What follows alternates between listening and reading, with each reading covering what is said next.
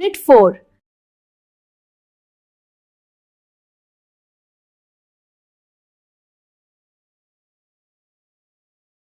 अभी अपनी सबसे पसंदीदा सबसे आरामदायक टी शर्ट को पहना है और सोचा है कि यार ये इतनी आरामदायक क्यों लगती है। तो बस आज हम इसी रोजमर्रा के अजूबे मतलब कॉटन की दुनिया में उतरने वाले हैं। पता लगाएंगे कि आखिर इस एक धागे में ऐसा क्या खास है जो इसे इतना स्पेशल बनाता है। जरा सोच कर देखिए, अपने कपड़ों से लेकर तौलिए यहाँ तक कि बेडशीट्स तक कॉटन तो भाई हर जगह है। पर सवाल ये है कि ऐसा क्यों है। मतलब आखिर ये एक अकेला फाइबर हमारी जिंदगी का इतना बड़ा हिस्सा कैसे बन गया। इस सफर में हम कॉटन के उन्हीं गुणों को समझेंगे जो इसे इतना इतना जरूरी बनाते हैं। तो चलें शुरू करते हैं। तो सबसे पहले बात करते हैं उस चीज की जो हम सबको सबसे ज्यादा प्यारी है, कंफर्ट यानी आराम। चलिए पता लगाते हैं कि कॉटन हमारी स्किन को इतना अच्छा क्यों महसूस कराता है। इसके पीछे ना कुछ बहुत ही कमाल की वजह हैं। तो पहली और सबसे ऑब्वियस खूबी कॉटन का नरम और मुलायम होना। ये जो सॉफ्टनेस है ना, ये किसी मशीन से नहीं आती, ये तो कुदरत का तोहफा है जो इसके रेशों में ही बसा है। और यही जो इसकी सिंपल सी सॉफ्टनेस है ना, वो हमारी स्किन को एक अलग ही लेवल का सुकून देती है। सही में ये सिर्फ एक कपड़ा नहीं है, ये एक फीलिंग है। कंफर्ट की पूरी कहानी समझिए यहीं से शुरू होती है। अच्छा, कंफर्ट की लिस्ट में जो अगला सुपर हीरो है वो है इसकी नमी सोखने की जबरदस्त ताकत। कॉटन आप समझिए एक स्पंज की तरह काम करता है। ये अपने वजन से कई गुना ज्यादा पानी सोख सकता है। अब सोचिए, एकदम चिलचिलाती गर्मी का दिन है या फिर जिम में जबरदस्त वर्कआउट किया है। वो जो चिपचिपी सी फीलिंग होती है ना, कॉटन के कपड़े हमें उसी से बचाते हैं। वो सारा पसीना सोख लेते हैं और बस इसीलिए ये गर्मियों और एक्टिव वियर के लिए सबसे बेस्ट दोस्त बन जाता है। और कंफर्ट की हैट्रिक पूरी होती है इसकी हवादार होने की खूबी से, जिसे हम कहते हैं ब्रीदेबिलिटी। इसका सीधा सा मतलब है कि हवा इसके रेशों से आसानी से आ जा सकती है। और बस हवा का यही खुला रास्ता हमें ठंडा और फ्रेश रखता है। मतलब कोई घुटन नहीं, कोई चिपचिपाहट नहीं, सिर्फ और सिर्फ हवादार आराम। यही तो वजह है कि कॉटन के कपड़े इतने हल्के और एरी महसूस होते हैं। तो भाई कंफर्ट की बात तो हो गई, लेकिन कहानी यहीं खत्म नहीं होती। अब आते हैं कॉटन के प्रैक्टिकल साइड पर। मतलब वो गुण जो इसे रोजमर्रा की भागदौड़ के लिए इतना मजबूत और भरोसेमंद बनाते हैं। कंफर्ट के अलावा कॉटन में एक और बहुत बड़ी खूबी है, और वो है इसकी जबरदस्त मजबूती। ये सिर्फ मुलायम है नहीं है, बल्कि एक वॉरियर की तरह है जो रोज की टूट-फूट को बड़े आराम से झेल जाता है। और अब एक ऐसा फैक्ट जो शायद आपको भी हैरान कर दे। कॉटन गीला होने पर कमजोर नहीं होता, बल्कि और ज्यादा मजबूत हो जाता है ना कमाल की बात। ये सच में कुदरत का एक छोटा सा मैजिक है। तो अगली बार जब अपनी cotton T shirt washing machine में डालें तो ये याद रखिएगा कि वो कमजोर नहीं बल्कि और मजबूत हो रही है। बार बार धुलाई झेलने की यही जो ताकत है ना, वही इसकी लंबी उम्र का असली सीक्रेट है। अच्छा, अब जरा रंगों की बात कर लेते हैं। कॉटन को आप एक खाली कैनवस की तरह समझ सकते हैं। ये रंगों को बहुत खूबसूरती से अपनाता है और उन्हें मजबूती से पकड़कर भी रखता है। और इसी खूबी का नतीजा है कि हमें मार्केट में हर रंग, हर डिजाइन के कॉटन कपड़े मिलते हैं। एक सिंपल सी सफेद टी शर्ट से लेकर चटकीले प्रिंट वाली ड्रेस तक सब कुछ। रंगों की दुनिया सच में कॉटन के बिना अधूरी है। कपड़ों पर प्रेस करना कैसा लगता है? खैर, अगर कपड़े कॉटन के हैं तो ये काम बहुत आसान हो जाता है, क्योंकि कॉटन गर्मी को बहुत अच्छी तरह से झेल सकता है। इसका सीधा सा मतलब यह है कि तेज गरम प्रेस से भी कॉटन के कपड़ों को कोई नुकसान नहीं होता। उन्हें आसानी से प्रेस किया जा सकता है, जिससे वो हमेशा एकदम नए और क्रिस्प दिखते हैं। केमिकल्स के मामले में भी कॉटन बड़ा स्मार्ट है। ये डिटर्जेंट जैसे अल्कली का दोस्त है, तो धुलाई में कोई टेंशन नहीं। लेकिन हाँ, तेज एसिड से इसकी दुश्मनी है। तो अगली बार कोई दाग हटाना हो तो इस बात का ध्यान रखना जरूरी है। चलिए अब एक ऐसे टॉपिक पर आते हैं जो आज हम सब के लिए बहुत जरूरी हो गया है, एनवायरनमेंट। देखते हैं कि इस मामले में कॉटन कहाँ फिट बैठता है। कॉटन की सबसे बड़ी और शायद सबसे अच्छी बात यह है कि ये पूरी तरह से नेचुरल है। ये किसी फैक्ट्री में नहीं बनता, ये तो सीधा पौधे पर उगता है। इसका मतलब ये हुआ कि जब कोई कॉटन का कपड़ा अपनी लाइफ पूरी कर लेता है तो वो कचरे का पहाड़ नहीं बनता, बल्कि वो वक्त के साथ मिट्टी में वापस घुल मिल जाता है। सिंथेटिक कपड़ों के मुकाबले ये एनवायरनमेंट के लिए एक बहुत बहुत बड़ा प्लस पॉइंट है। तो हमने कॉटन की एक से बढ़कर एक खूबियों को अलग अलग देखा, पर जानते हैं, इसकी असली ताकत किसी एक खूबी में नहीं है, बल्कि इन सब के जबरदस्त कॉम्बिनेशन में है। सोचिए, ये मुलायम भी है और मजबूत भी, ये नमी को सोखता भी है और साथ ही हवादार भी है। बस इन सारी खूबियों का यही जो परफेक्ट कॉम्बिनेशन है ना, वही इसे हमारी जिंदगी के लिए इतना जरूरी और इतना खास बना देता है। तो कभी सोचा है कि हम जो सूती टी शर्ट पहनते हैं, वो एक दिन खेत में खिलने वाला एक फूल थी।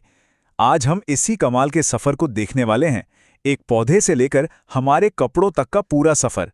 ये वाकई एक अविश्वसनीय बदलाव की कहानी है। तो सवाल यही उठता है कि आखिर ये होता कैसे है? एक खेत में खिले कपास के फूल से लेकर हमारी अलमारी में टंगी टी शर्ट तक का ये सफर है क्या? चलिए इस पूरी प्रक्रिया को एक एक करके बिल्कुल आसान भाषा में समझते हैं। तो चलिए बिल्कुल शुरुआत से शुरू करते हैं। सफर का पहला पड़ाव है कपास के पौधे से धागा बनाने तक का। समझ लीजिए, यहीं से उस कपड़े की नींव रखी जाती है जिसे हम और आप पहनते हैं। सब कुछ यहीं से, यानी खेतों से शुरू होता है। जब कपास के फूल पक जाते हैं और रुई तैयार हो जाती है, तो उन्हें पौधों से तोड़ा जाता है। ये काम या तो हाथों से किया जाता है या फिर बड़ी बड़ी मशीनों की मदद से। बस यहीं से हमारा कच्चा माल यानी रॉ मटेरियल इकट्ठा होता है। अब देखिए, जो कपास तोड़ी गई है उसमें सिर्फ रेशे नहीं होते, उनके साथ बीज भी होते हैं।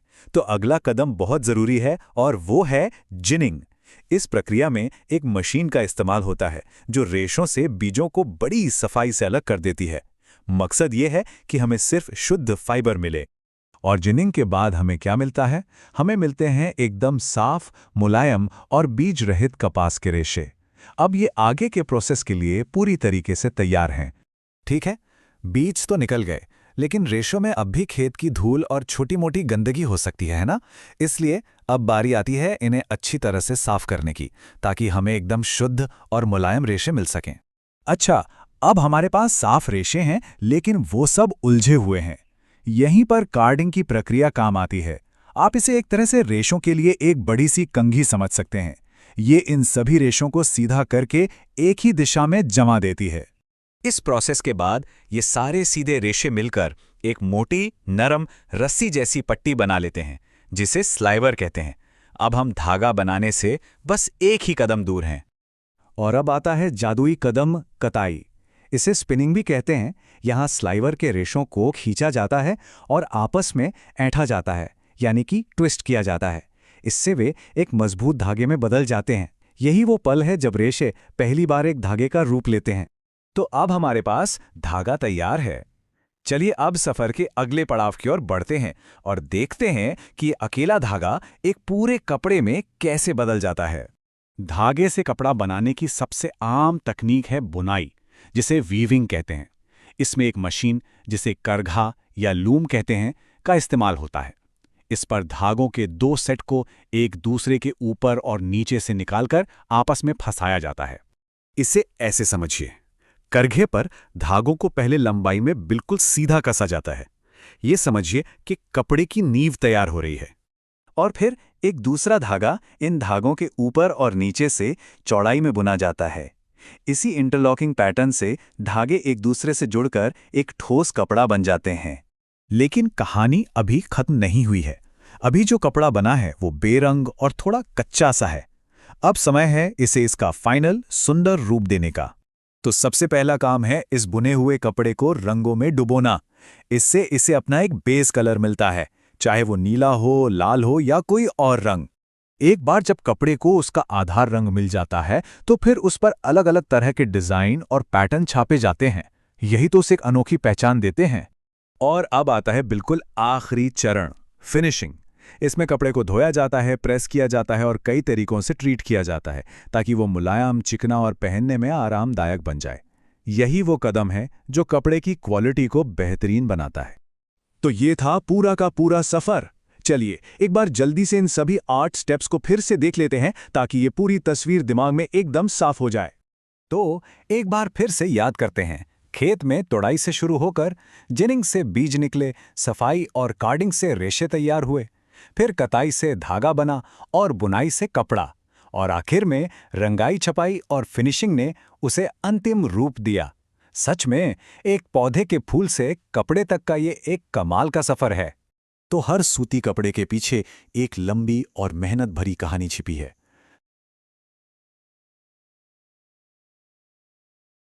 हम सबको सूती कपड़े बहुत पसंद होते हैं, है ना? इतने आरामदायक, इतने हवादार। लेकिन क्या कभी सोचा है कि अलमारी में ही कोई अनदेखा दुश्मन इन्हें खराब कर सकता है? जी हाँ, आज हम यही जानेंगे कि अपने प्यारे सूती कपड़ों को फफूंद और कीड़ों से कैसे बचाया जाए ताकि वो हमेशा नए जैसे लगें। तो चलिए शुरू करते हैं। तो सवाल ये उठता है कि आखिर सूती कपड़ों का असली दुश्मन है कौन? ये कोई छोटा-मोटा सवाल नहीं है, क्योंकि इसका जवाब सीधा-सीधा हमारे कपड़ों की लाइफ से जुड़ा हुआ है। तो आइए मिलकर इस दुश्मन की पहचान करते हैं।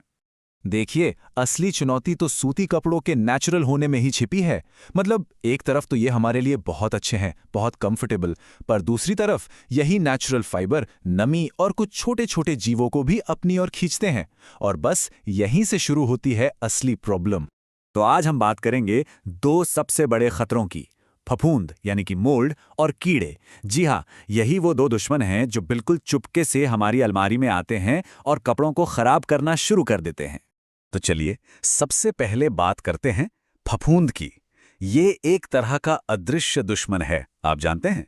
ऐसा हमलावर जिसका पता हमें अक्सर तब चलता है जब काफी नुकसान हो चुका होता है। तो चलिए जरा इसे और करीब से समझते हैं। तो ये फफूंद, या जिसे हम मोल्ड भी कहते हैं, है क्या चीज? देखिए, ये असल में एक बहुत ही छोटा सा जीव है और इसे फलने फूलने के लिए सिर्फ दो ही चीजें चाहिए होती हैं, थोड़ी सी नमी और थोड़ी सी गंदगी। और सोचिए जरा, कभी-कभी हमारी अलमारी ही इसके लिए सबसे बढ़िया जगह बन जाती है।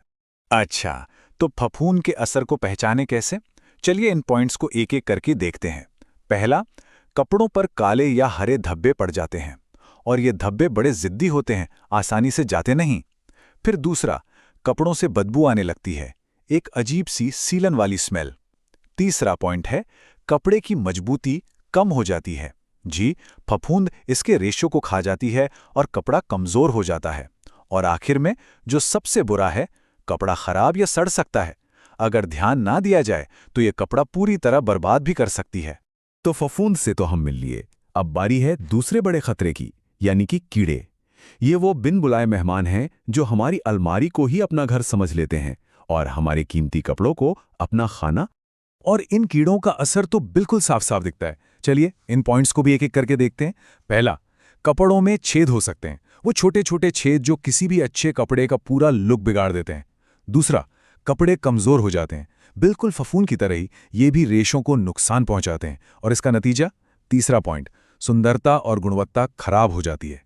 मतलब कपड़ा ना तो दिखने में अच्छा रहता है और ना ही उसकी क्वालिटी पहले जैसी रहती है। तो अगर हम दोनों के नुकसान की तुलना करें तो क्या सामने आता है? देखिए, एक तरफ फफूंद है जिसका असर दिखता है धब्बों और बदबू के रूप में, और दूसरी तरफ हैं कीड़े जिनका असर दिखता है छेदों के रूप में। लेकिन एक चीज दोनों में कॉमन है, वो है कमजोरी। दोनों ही हमारे कपड़ों को कमजोर बना देते हैं। ओके, तो अब तक हमने दुश्मन को तो पहचान लिया, लेकिन सबसे बड़ा सवाल तो ये है कि इनसे बचा कैसे जाए। अच्छी बात यह है कि उपाय बहुत मुश्किल नहीं है, बल्कि काफी आसान है। तो चलिए अब कपड़ों को सुरक्षित रखने की स्ट्रैटेजी पर बात करते हैं। तो ये रहे बचाव के कुछ बहुत ही आसान उपाय। चलिए एक एक करके इन्हें समझते हैं। नंबर 1, कपड़ों को हमेशा साफ और सूखा रखें। ये सबसे जरूरी है क्योंकि सारी प्रॉब्लम की जड़ ही गंदगी और नमी है। नंबर 2, गीले कपड़ों को तुरंत धूप में सुखाएं। धूप एक नेचुरल डिसइंफेक्टेंट है, इससे बेहतर कुछ नहीं। नंबर 3, अलमारी में नमी ना रहने दें। इसके लिए आप सिलिका जेल जैसी चीजों का इस्तेमाल कर सकते हैं। चौथा उपाय है, अलमारी में नीम की पत्तियां या कपूर रखें। ये नेचुरल इंसेक्ट रिपेलेंट का काम करते हैं। और आखिर में नंबर 5, समय समय पर कपड़ों को धूप दिखाते रहें। ये बहुत जरूरी है। तो अगर पूरी बात को 3 शब्दों में समेटना हो तो वो हैं सफाई, सूखापन और धूप। बस ये 3 चीजें आपके सूती कपड़ों की सबसे अच्छी दोस्त हैं, इन्हें याद रखिए। तो चलिए अब इस पूरी बातचीत का सार क्या निकलता है उस पे आते हैं। जो हमारा सोर्स मटेरियल है उसका फाइनल निष्कर्ष क्या कहता है, आइए देखते हैं। तो ये रहा सोर्स का निष्कर्ष, मैं इसे पढ़ता हूं। यह भी सूती वस्त्रों को साफ और सूखी जगह पर रखा जाए और समय समय पर धूप में सुखाया जाए तो फफूंद और कीड़ों से होने वाले नुकसान से बचा जा सकता है। देखिए कितनी सीधी और सरल बात है। साफ सफाई, सूखी जगह और धूप, यही है वो मूल मंत्र जो हमारे कपड़ों को बचा सकता है। जितना सिंपल है उतना ही असरदार। कभी कभी हम कोई कपड़ा खरीदते हैं जिस पे लिखा होता है 100% कॉटन। पर क्या कभी ये ख्याल आता है कि क्या ये वाकई में 100% कॉटन है भी या नहीं? तो आज हम बस इसी राज से पर्दा उठाने वाले हैं। चलिए मिलकर जानते हैं कि असली सूती कपड़े की पहचान आखिर होती कैसे है। तो सवाल यही है कि क्या कपड़ों पर लगे लेबल पर आंख बंद करके भरोसा कर लेना चाहिए? ये एक ऐसा सवाल है जो शॉपिंग के वक्त हम सबके दिमाग में घूमता ही है, क्योंकि ये कई बार ऐसा होता है ना कि जो दिखता है असल में वो होता नहीं है। तो चलिए एक काम करते हैं, आज हम सब मिलकर बनेंगे एक फैब्रिक जासूस। जी हाँ, कुछ ऐसे तरीके हम सीखेंगे जिससे असली कॉटन की पहचान करना कोई मामूली काम नहीं बल्कि एक मजेदार छानबीन बन जाएगा। अब इस छानबीन के लिए हमारे पास हैं 6, जी हाँ 6 एकदम आसान और असरदार तरीके। इनको हम अपना जासूसी टूल किट भी कह सकते हैं, जो हमें सच तक पहुंचाने में पूरी मदद करेगा। तो फिर देर किस बात की, चलिए एक एक करके इन सभी तरीकों को देखते हैं। तो ठीक है, हमारी जासूसी शुरू होती है पहले सुरागों से। और मजे की बात यह है कि इसके लिए किसी लैब की जरूरत नहीं है, बस हमारी अपनी सेंसेस का इस्तेमाल करना है। ये वो पहले इशारे हैं जो हमें सिर्फ छूने और देखने भर से मिल जाते हैं। तो सबसे पहले आता है टच टेस्ट, यानी छू कर पता लगाना। देखिए, असली कॉटन का कपड़ा जब छुएंगे ना तो वो बहुत ही मुलायम और ठंडा सा महसूस होगा। जब ये हमारी स्किन को टच करता है तो एक अलग ही सुकून, एक अलग ही आराम का एहसास होता है। हमारा अगला सुराग है लस्टर टेस्ट, यानी चमक की जांच। और यहाँ एक मजेदार बात है, असली कॉटन की पहचान उसकी चमक से नहीं बल्कि उसकी चमक की कमी से होती है। जी हाँ, इसमें ना के बराबर चमक होती है। ये एकदम सादा और सिंपल सा दिखता है, ग्लॉसी या चमकदार बिल्कुल नहीं। अच्छा, अब एक ऐसा टेस्ट जो बहुत ही आसान है, इतना आसान कि इसे दुकान में खड़े खड़े भी कर सकते हैं। ये है रिंकल टेस्ट या सिकुड़न परीक्षण। बस 100% कॉटन के कपड़े को अपनी मुट्ठी में कस कर दबाइए और फिर छोड़ दीजिए। आप देखेंगे कि उसमें बहुत आसानी से सिलवटें पड़ जाएंगी और वो सिलवटें बनी भी रहेंगी।